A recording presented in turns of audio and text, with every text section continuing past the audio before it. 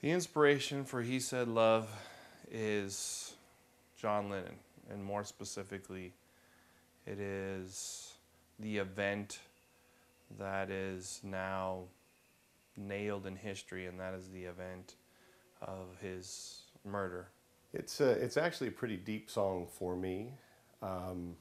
When the song was presented to the band, and we again got our turn at that skeleton, it was something pretty fresh off of a trip that I had actually taken to Manhattan and saw with my eyes these places where these events happen. It comes from a perspective of what John and what Yoko might have been as their characters are, what they might have been thinking, what they might have been communicating to each other, not necessarily in words, but just some of the things that their souls might have been expressing while the event was happening. It was very eerie, very somber, very eerie, having the actual opportunity of standing on Central Park West and 72nd and circumferencing the Dakota and seeing the gate where John died, seeing the subway entrance where his killer came out, and seeing these places and actually having an actual real experience there. It really brought home the whole thing for me. You know, John Lennon is very much an inspiration for my music and everything that I do and everything that comes through 24E, and I felt like I really wanted to write this song, and it came very naturally, and it's a very special, important song to us. Musically, the song I think represents a kind of a new direction for the band. It represents, I think, something that's a little bit more subdued, but yet thought out. It's kind of, I think, a more sophisticated, mature side of 24E. As far as the recording of the song goes, I actually began this melody on guitar, on acoustic guitar. I actually had much more of a Paul McCartney and Wings feel when I first started playing it, and then the first lyrics came. But then I sat down on the piano in my living room, and I played the song there, and it seemed to capture more the essence of what the song would be, and I brought it to the band, and we actually struggled a little bit putting the song together because it has an interesting arrangement to it. It's not just verse chorus kind of feel. So it had parts that were not your typical changes, and we needed to work them out. It was so beautiful, I think, the way it was, and it was such a strong melody and such a strong concept for a song that it didn't really need to be dressed up that much, arrangement-wise. So we really, I think, took the approach of minimalist, arranging. Trying to discover how I could be a part of the song without stepping on the song. And it's truly one of the first songs that I think 24E ever wrote that I, as a drummer, followed the pattern of the vocals and the pattern of what Chad was playing on the piano.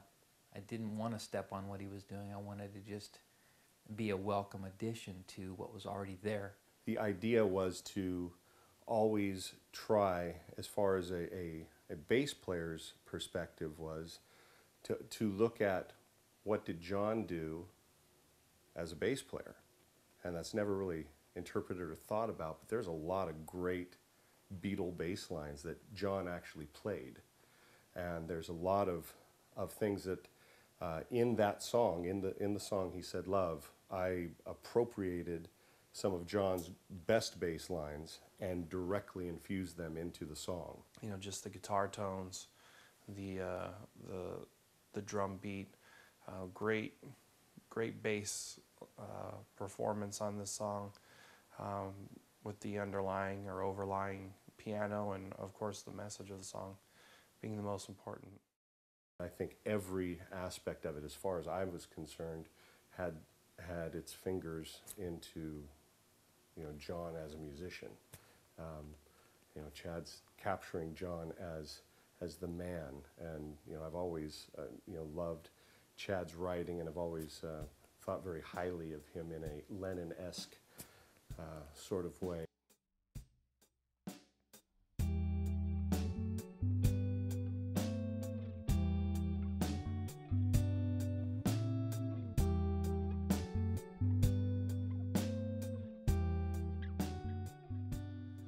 When John Lennon died, it was all over the news, and I was in junior high, and I remember my junior high teachers actually brought to tears. They were really broken up about it, and I wasn't a huge Beatles fan at the time. I just wasn't.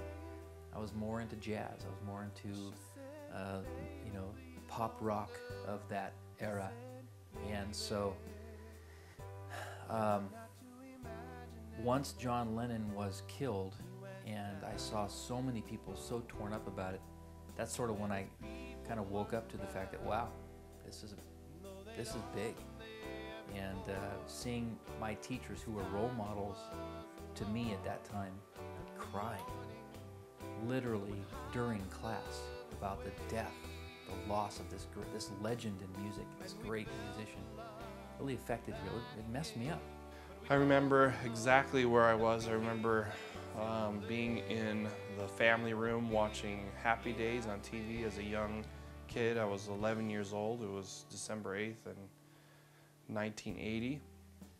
And the show was interrupted with the news of him being shot, and it was right away, it was really heavy and almost unbelievable, a little surreal.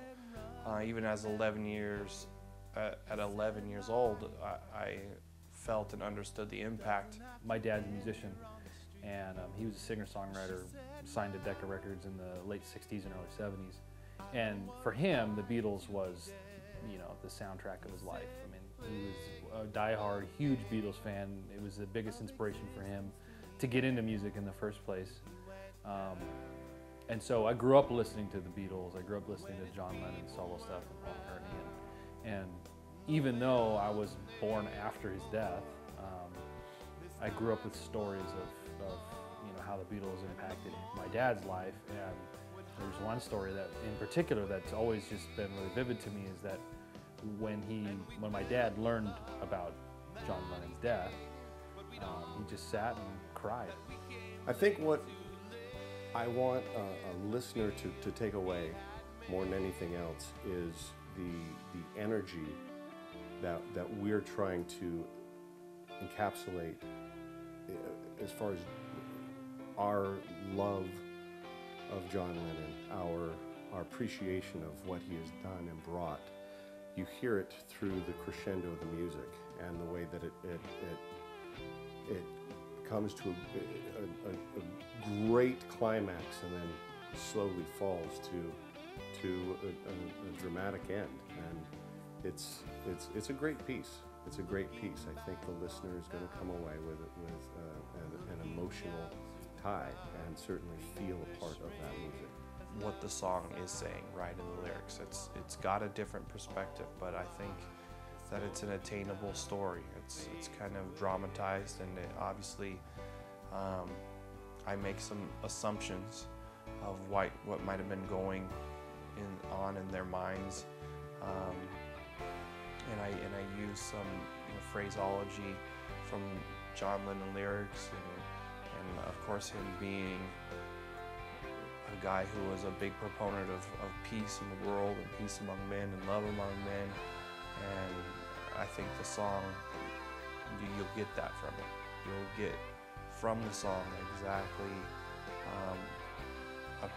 what he means to music and what that event, what was going on, not just during that event, but what was happening to music when he was dying. I hope the fans can see that 24E knows how to write about some pretty deep topics.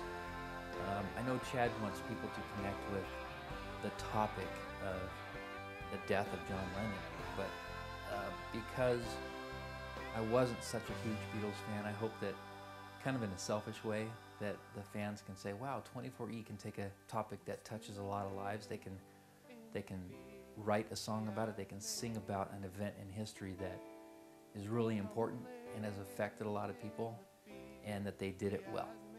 And I think our fans will see that we did it well. In the field.